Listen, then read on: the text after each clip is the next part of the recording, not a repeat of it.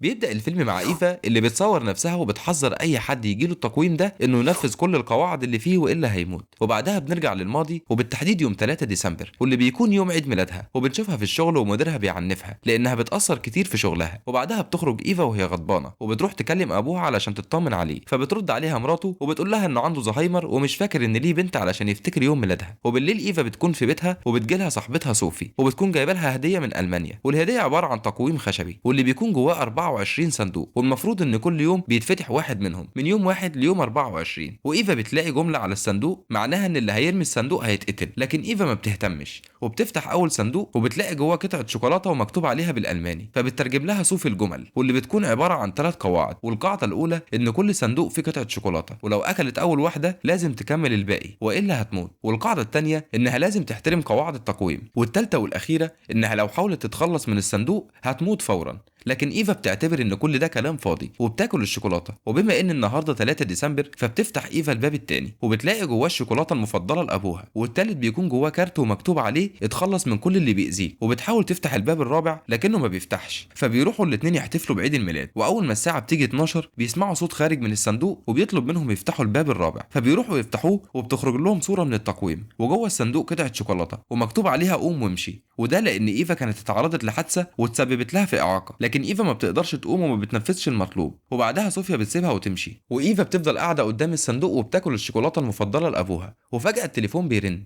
ولما بترد بتسمع صوت ابوها وبيهنيها بعيد ميلادها. وتاني يوم بنشوف ايفا مع مديرها اللي بيعرفها انه جاب موظفه جديده تساعدها في الشغل، وبيعرفها انه هيمشيها لو اهملت في شغلها تاني. وبعد الشغل بتيجي صوفيا عشان توصلها، ولما بيروحوا البيت ايفا بتحكي لها على اللي حصل وبتقول لها انها بعد ما كلت الشوكولاته ابوها كلمها. فصوفيا بتقول لها ان ربما تكون الشوكولاته فيها مخدرات لانها كانت سرقاها من بياع الماني، وبتاخدها وبيروحوا يسهروا وهناك بيقابلوا توماس وبوليس. وصوفيا بتسيب ايفا وبتمشي مع توماس، وبوليس بيعرض على ايفا انه يوصلها وبياخدها معاه في عربيته. وفي الطريق كان بيحاول يضايقها لكن ايفا بتضربه، فبينزل من العربيه وبيرميها في الشارع وبيسيبها وبيمشي. فبتصرخ ايفا وبتدعي عليه بالموت. وفي نفس الوقت بتخرج عربيه من الصندوق شبه عربيه بوليس بالظبط، والكلب بتاع ايفا بيشوفها وبيروح يلعب بيها، ونفس اللي بيحصل في اللعبه بيحصل في عربيه بوليس، وبتفضل العربيه تتقلب بيه لحد ما بيموت. وتاني يوم صوفيا بتتصل بايفا وبتعرفها اللي حصل، وبتشوف ايفا واحد قاعد لوحده وبتكون معجبه بيه. وبالليل جرس التقويم بيرن الساعة 12 وبتروح تفتح الصندوق وبتلاقي جواه شوكولاتة على شكل قلب. وتاني يوم بتكون قاعدة في كافيه وبتشوف الشاب اللي هي معجبة بيه وبتطلب نفس المشروب اللي هو طلبه، والمضيفة بتتلخبط وبتحط الاتنين قدام ايفا، فبتستغل الفرصة وبتحط الشوكولاتة للشاب. وبعد ما بيشرب بتلاقيه جاي يتكلم معاها وبيعرفها ان اسمه ويليام، وبيقضوا اليوم مع بعض وبيوصلها بالليل ويمشي.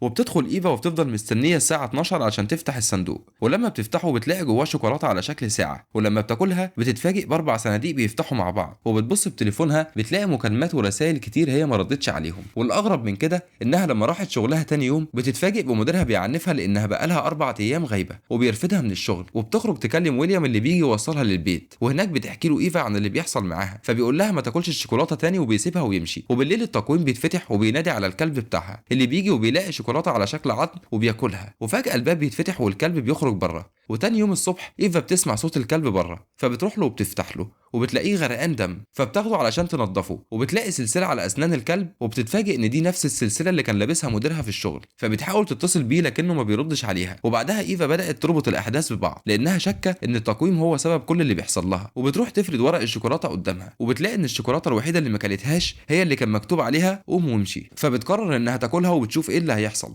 واول ما بتاكلها جسمها كله بيترعش وبتقع فاقده الوعي. وتاني يوم بتفوق في المستشفى وويليام بيكون جنبها وبيعرفها انهم لقوها واقعه قدام بيتها ومعاها التقويم، لكن ايفا بيكون مش فاكره اي حاجه من اللي حصل. وبترجع البيت وبيكون ده اليوم ال14 وبتفتح الصندوق وبتلاقي نفس الشوكولاته بتاعت ابوها، وبتقرر انها ما تاكلهاش وتروح تزور ابوها. ولما بتروح له تاني يوم بتاكله الشوكولاته، وفجاه ابوها بيفتكرها وبيسلم عليها وبيقول لها ان التقويم هيطلب منها تضحيات علشان يحقق لها طلبها، ولو عايزه تمشي على رجليها تاني لازم حد يموت، ولو رفضت هتموت هي. وبيعرفها انه مستعد يضحي علشانها. وفي اليوم ال15 بتطلع لها الشوكولاته اللي بتطلب منها تمشي، فبتستنى لتاني يوم وبتروح لويليام علشان تثبت له اللي بيحصل لها. واول ما بتاكل الشوكولاته جسمها كله بيترعش وبتترمي على الارض. ولما بتفوق بتعرف ويليام انها حاسه برجلها. وتاني يوم بيوصلها ويليام للنادي، ولما بيمشي بعربيته بيلاقيها ناسيه مفاتيحها، فبيكلمها يعرفها وبيروح يسيب بيسيب لها المفاتيح قدام الباب، وقبل ما يمشي بيلاحظ ان الباب اتفتح لوحده، فبيقرر انه يدخل ويعرف ايه اللي بيحصل. وبيلاقي ورق الشوكولاته على المكتب، وكل يوم مكتوب جنبه اللي حصل فيه. والتليفون بيرن،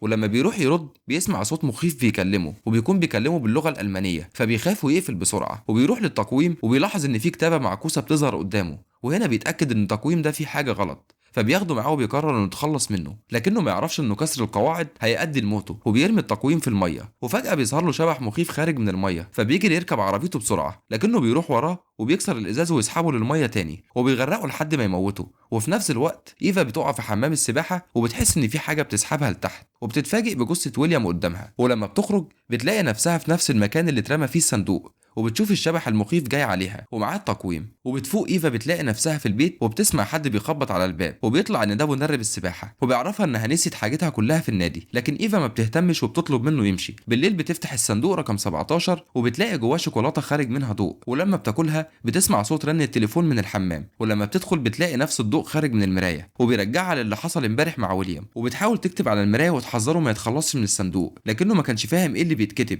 وفي اليوم ال 18 ايفا بتلاقي سكينه خارجه من التقويم، وعليها رسمه معناها انها لازم تقتل الكلب بتاعها. ولما بترفض بتلاقي ايد بتخنقها، فبتضطر انها تموت الكلب. وتاني يوم بتيجي صوفي تزورها، وبتشوف دم كتير على الارض، وبتلاقي ايفا جنب الكلب بتاعها، فبتفضل صوفي معاها لحد ما تطمن عليها. وفي اليوم ال 19 الصندوق بيتفتح، وصوفي بتاخد الشوكولاته وتحطها في جيبها، ولما بتيجي ايفا تسالها بتديها البانه بدل الشوكولاته، وايفا بتاكلها وطبعا ما بيحصلش حاجه. وبعدها صوفي بتاخدها معاها لرحله صيد مع صديقها، وفي العربيه ايفا بتفتكر الحادثه اللي عملتها، وبنعرف ان صوفي كانت السبب.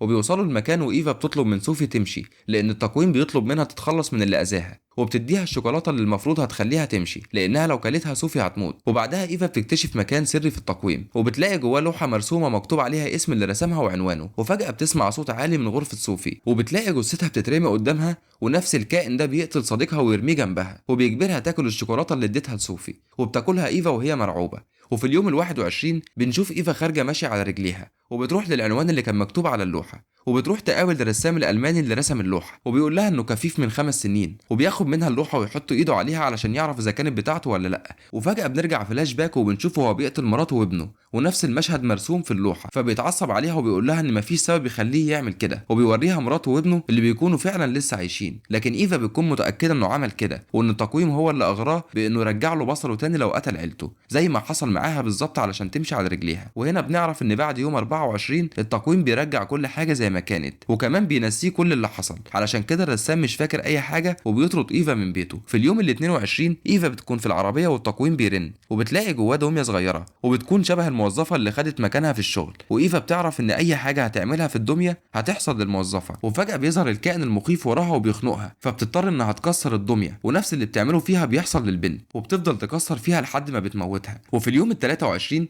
بتلاقي الشوكولاته بتاعت ابوها في الصندوق، وخارج معاها مسدس، فبتعرف انه مطلوب منها انها تقتله، فبتاخد التقويم وبتروح تسيبه قدام البيت. وبتخرج مرات ابوها تاخده وبتروح ترميه في النار، وفجأة بيظهر لها الشبح وبيقتلها. وده طبعا اللي كانت مخططة ليه ايفا علشان تتخلص من مرات ابوها. وبعدها بتدخل لابوها وبتاكله الشوكولاته علشان يفتكرها، وبيفتكر وعده ليها انه مستعد للتضحيه. وبالفعل ابوها بيكون جاهز، وايفا بتوجه المسدس ناحيته وبتقتله. وتاني يوم بيجي لها زميلها في النادي وبتحكي له كل حاجه، وبتعرفه ان ده اخر يوم ليها، وبعد كده هترجع تاني للكرسي المتحرك، وكل اللي ماتوا هيرجعوا تاني، وهي مش هتكون فاكره اي حاجه حصلت. وبنشوفها بالليل بتطلع فوق السطح وبتصور فيديو لنفسها، وبتطلب من اي حد يلاقي التقويم انه ينفذ القواعد والا هيموت، ولو مات قبل يوم 24 محدش من اللي ماتوا هيرجعوا تاني. وبتحط التليفون في مكان الرسمه، وبتفتح اخر صندوق وبتاخد الشوكولاته رقم 24. وقبل ما تاكلها بيجي انطوان ويلحقها، وبيعرفها انها مش مضطره تاكل اخر واحده، لان التقويم طلب منها تنفذ القواعد لكن ما طلبش منها تاكل الاخيره. وبياخد منها التقويم وبيرميه، وفعلا ما بيحصلوش حاجه. وبيخير ايفا ما بين انها تاكل الشوكولاته وترجع تاني عاجزه، او ما تاكلهاش وتفضل على رجليها، لكن كل اللي ماتوا ما يرجعوش. وايفا بتكون محتاره ما بين انها تضحي برجليها او تضحي باللي ماتوا. وبتمر الايام وبتعدي سنه، وبيجي راجل ومعاه طفله، وفي ايده التليفون بتاع ايفا اللي عليه الفيديو، وبيلاقي الباب مفتوح. وهنا بينتهي الفيلم. بشكركم جدا على المشاهده، واشوفكم في قصه جديده. ما تنساش لو عجبك الفيديو تشترك في القناه وتفعل الجرس علشان يوصلك كل جديد.